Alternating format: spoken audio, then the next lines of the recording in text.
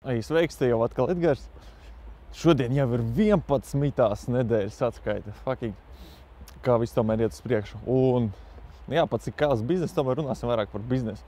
Cik tās visas rakņāšanās sevī tomēr, it kā kaut kāds rezultāts dod, zini, tur mentālos. Un jūties labāk, veselīgāk, bet tas fucking tā izmoka tavu psihi un vienkārši ir piebesīs tas, ka, tavs fizikas taču nekas nemainās. Zini, tas no sērijas, kad var meditēt pie kaķēni, kurš tur māja ar ķepiņu, lai tur naudu palielinātās, bet fucking rezultāts fizikas nekāds nav. Tāpēc, tā kā vairāk pievērsīsimies tieši pašam biznesam, tieši pašai naudas pelnīšanai. Un ko mēs darīsim? Jā, ko mēs darīsim, tomēr tā, nedaudz palieloties pēc tam pastāstīšu, bet, ja par iepriekšējo nedēļu, ko biju izdarījis, biju atkal to pašu e-pastu bāzi savācis. Nē, nevis es, bet man savāc, jā. Un nedaudz viņa atšķirās, viņa bija kvalitīvāka, viņa uzreiz bija no uzņēmumiem, juridiskās personas, un man ļoti feini viņa dabūja, kad bija gan cilvēka vārds, gan uzņēmuma e-pasts, gan bija arī privātais e-pasts, bet Google uzreiz tā visu spamiņu paņem un atmet, tāpēc mums tagad nesanāks. Nu jā, veicām izsūtīšanu, kaut kur nedaudz pāri 1000 e-pastiem bija. Konversija atvēršanai bija kaut kur, cik man stati uzrādīja 3%, reālāk kaut kur varētu būt 5%, jā. Kas svarīgs, bāzei vispār nekādu totālu rezultātu nedeva, un iedomājies, kāds man uzreiz bija sašutums, kad apmēram pirms tam darīja iepastu izsūtīšanu uz uz savu mērķa autoriju, bet nekāda rezultāta nebija. Turklāt to pašu jau darījām ar tiem pašiem mākleriem. Paņēmām, viņām izsūtījām, un jā, rekur bija sūtījumi, rekur viss kārtībā notikās. Taču šeit atkal nekas nesanāca. Kas pa vainu uzreiz man likās, ka da fuck, zini, tu kā ticība sevi uzreiz pazūd, it kā esmu sūdīgs marketologs un tā, bet, tad aizdomājies par tādu lietu, ja es sūtu e-pastu uz sev aģentūrām. E-pasts bija diezgan feins, bija ar jautājumu, vai kā mēs varam uzlabot, teiksim, attiecības ar jums, ja mums tā kā cenas ir ok, mēs to visu darām ar rokām, nekādu robotu, kas tās taids būvēt.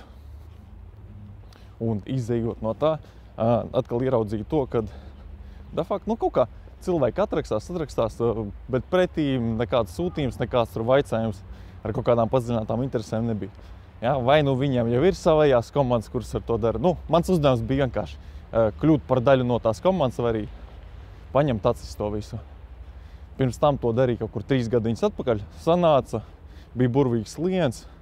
Tā palielīties par naudas summām nelielīšos, bet tie bija nosacīti lielākie rēķini vispār, kurus savā dzīvē bija izrakstīts. Ja? Tāpēc nedaudz padomāsim, kāda vaina vispār šai izsūtīšana. Es arī to varu salīdzināt, domāju, kad rekur mēs esam cilvēki, mēs esam uzņēmums, kurš ņem, ražo, vai arī tāpat piegādā kaut kādu laminātu, un mēs, ar laminātu salīdzināsim ar saitēm, kurus mūsu veikals tirgo. Un, kam mēs sūtījām e-pastu, mēs nosacīti sūtījām lamināta veikaliem, jā, no serijas. Kur paņemiet, no mums lamināti, jā.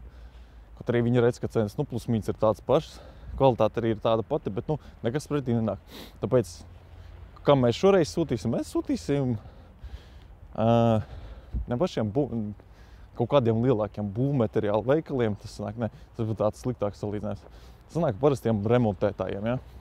Parastie remontētāji, kas tie būtu mūsu ziņā. Parastie web developeri, cilvēki, kuri būvē mājaslapas, viņiem ļoti reti, kad ir savējie cilvēki, kurus uz outsource palaist uz sev. Tā kā pamēģināsim vēlreiz izšausim, jo es tā diezgan stipri ticu vispār e-pastu marketingā, kad viņš vēl tomēr nav zaudējis savu spēku. Un kas paralēli notiekās? Paralēli tiek būvētas saites uz mūsu mājaslapu rītdien. Paņemšu vienkārši izmetīšu video, kur parādīšu vispār, kas ir iekšējā mājaslapas optimizācija un kas ir ārējā. Un izdarīsim vienkārši tādu eksperimentu. Latvijā neviens to īpaši nav darījis. Cik to latviešu auditorijā. Parādīšu konkrētas darbības, kuras es darīju, lai savu mājaslapu izvilktu top 10, vēlams top 5. Ideālā vispār top 3. Tāpēc mēs kustēsimies priekšu. Kas vispār ar kailo biznesu notiekās? Man diezgan patīkami bija, kad iepriekšējā nedēļa piezvanīja vīrietis, Man likās, ka atkal klients, kurš meklē tur marketologu. Un tā, viņam tikāmies. Mēs kopā norunājām, laikam nedaudz pāri 3 stundām. Tas bija vīrietis, 58 gadi, ja nešaubos, varbūt 57. Un, jā, Ilmār, sveiciet, tev bija ļoti krūta saruna, tas viennozīmīgi. Un vīrietis, ar ko bija feins, kad viņš savos nedaudz pāri 30 gados, tad, kad Padomju Savienība jau sabruka, viņš saprata, ka viņam ar savu psihologu izglītību vairs tā kā kaut kāds noteikts ienākumu ceļš nav gatavs. Viņš aizgāja strādāt pār parasto pārdevēju parastā veikalā. Un ko viņš izdarīja? Viņš pateica, ka diezgan ātrā laikā kļuva par veikala vadītāju. Un, lai tagad skaitļus nesajaukt, ko viņš man stāstīja, kad uz to mirkli veikalam bija tikai viens veikals. Un viņš tā kā vadībā pateica, ok, davai, čeļi, daram tā. Es jums palīdzēšu pacelt uzņēmumu apgrozījumu, bet jūs man arī kaut kādu interesi par to visu izmaksājat. Un ko Ilmārs izdarīja? Protams, tur uzreiz piekrita, interesi tika izrādīta. Un sanāk 3 vai 4 gadu laikā, lai nesamalot. 3 gadu laikā viņš pacēla, tas bija gads 93. lai atkal nesamalot. Kaut kur 90. gada sākums, jā. Apgrozījums uzņēmumam bija 450 lati, 450 000 lati. Iedomājies, uz to mirkli tik liels apgrozījums veikalam. Un kaut kur 3-4 gadu laikā viņš to apgrozījumu pacēla gandrīz 10 reizes līdz 4 ļamiem latu, līdz 4 miljoniem. Sanāk, kad viņš pierādīja to, ka ir efektīvs.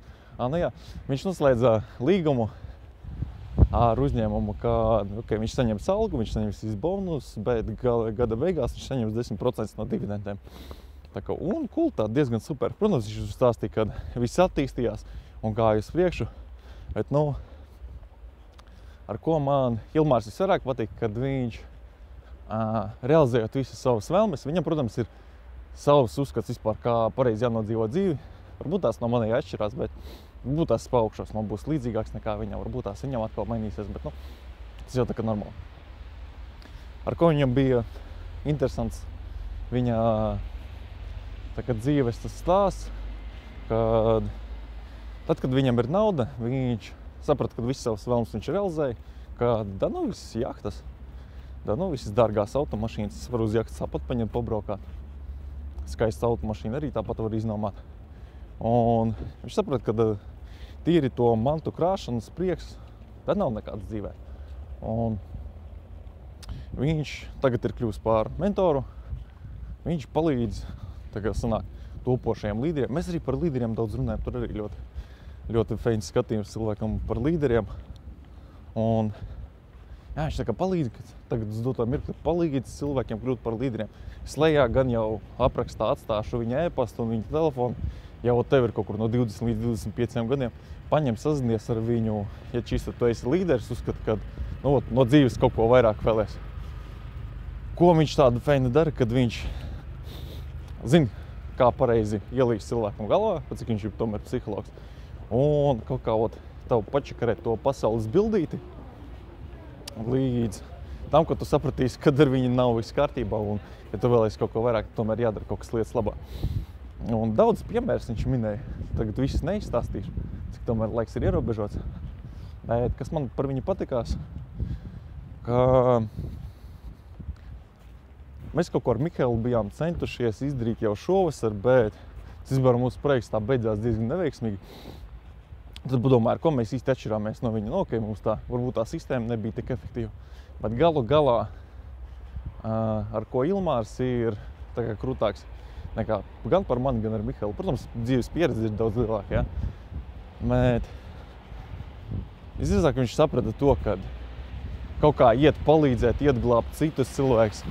Nav nekādas vērtības, ja vien tu neesi izglābs sevi. Tā kā iet vērt kaut kādus labdarības fondus, iet palīdzēt maziem bērniem. Ok, tas viss ir kruta, bet tev tomēr ir vajag kaut kāds jau esošos ienākumus, uzbūvēt savu dzīvi, upgradeot sevi līdz kādam konkrētam līmenim, kad tu jūties pārliecināts un, tavā sirdī ir tik daudz mīlestības, ka tu ar viņu vari padalīties ar citiem.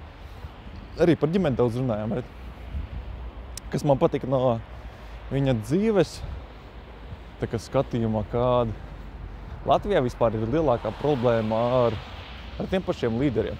Tā, ja aizdomāties, tad tiešām, teiksim, ja tu esi amatnieks, tu feini virpo, vai arī kaut ko skaisti dari ar rokām, vai ar kvātu, ja tu esi tur nosīt grāmatvedis no Dieva, tad tu tā kā saproti, ka tev no vienas puses gribās vairāk, bet tu atkal sevi nevari iziet no tās tā kā šablona, ne šablona, bet tu esi tā kā tādā seja, tā kā akvārijā, kurš atrodas jau tādā palielā okeānā, bet tu nevari viņā izpeldēt, jo tev ir kaut kādi ierobežējuši noteiktie faktori.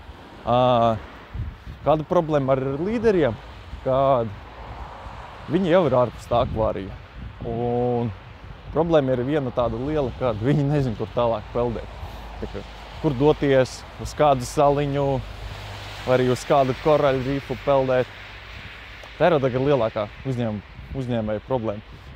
Mazāk uzņēmēja, vairāk tā kā līderi. Pacīt. Pirms tam par kastām tad bija stāstīts, ka Padomju Savienībā te neļoti līderis mīlēja. Un viņus tā nedaudz iznīcināja. Tā kā cilvēku iniciatīva, tika pakļauta mums. Un tā arī ar savu tēvu runājot. Manējiem tēvam arī apmēram tās pats vecums kā viņam, bet saprotu, ka manējais tēvs arī sajūt to, kad viss tas trēš, kas mums te Latvijā notiekās, tas notiekās dēļ tā, ka cilvēki negrib uzņemties atbildību vismaz par sevi, bet maksimums arī par citiem. Un tas arī ir atkarīgs no tā, ka jāgrauj līderis. Tāpat tās iepriekšējā nedēļa bija saņēmis tādu skaistu vēstuli, varbūt tās uz ekrāna tagad parādīsies no valsts ieņēmuma dienas, kur viņi mikrosijā tagad samazinās nodokli uz apgrozījumu līdz 5%, no 9 uz 5%. Bet tagad būs obligātās sociālais iemaksas. Tagad, es domāju, ja man darbs ir sezonāls, vai arī man klienti kaut kā sezonāli nāk, ko man tad darīt? Dažiem mums kaut kā gribot, negribot, es domāju, tas, vairāk dēļ tā, ka jāglāb valsts budžets un tādas lietas notiekās, bet, atkal, mūs kā uzņēmējs te ņem tā presē, liek zem zemes, ka jūs vispirms nodokļus samaksāt, tad mēs jums liksim dzīvot, tad ļausim dzīvot, vai arī liksim dzīvot, Tāpēc, ko mēs tālāk darīsim? Rītdien izveidošu to pašu video, kas ir SEO, un man tāds piedāvājums tev, ja tev ir kāds draugs, kuram ir .com mājaslapa, teiksim, angļu valodā mājaslapa, man priekš tāda brīvprātīgā projekta būs nepieciešams 3 mājaslapas, kurās es ar savām SEO zināšanām paņemšu uz izvēlētiem atslēgvārdiem, padzīšu atkal uz pirmo lapu.